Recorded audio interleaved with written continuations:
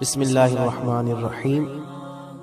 ایک مشہور اور مجرب وظیفہ، خصوصاً شادی میں رکاوٹ یا جن کے رشتے ٹوٹ جاتے ہیں، اور اسی طرح رزق میں وسعت، بیماریوں سے شفا اور قرضوں سے نجات کے لیے رمضان المبارک کی 11ویں اور 12ویں روزے کے درمیانی رات کو بعد نماز عشاء و تراویح 12 نفل اس طرح پڑھے کہ ہر رکعت میں سورہ فاتحہ کے بعد ایک مرتبہ سورہ اخلاص پڑھے، اور 12 نفل پڑھ کر 100 مرتبہ درود پاک پڑھے۔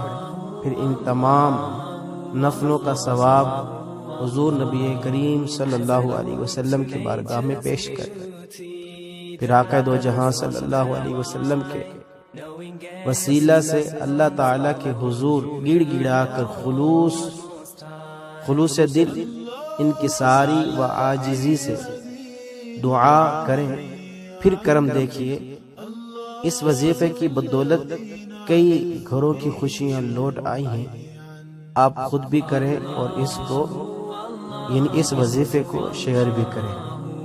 اللہ تعالی ہم سب کو برکتیں لوٹنے کی توفیق عطا فرمائے۔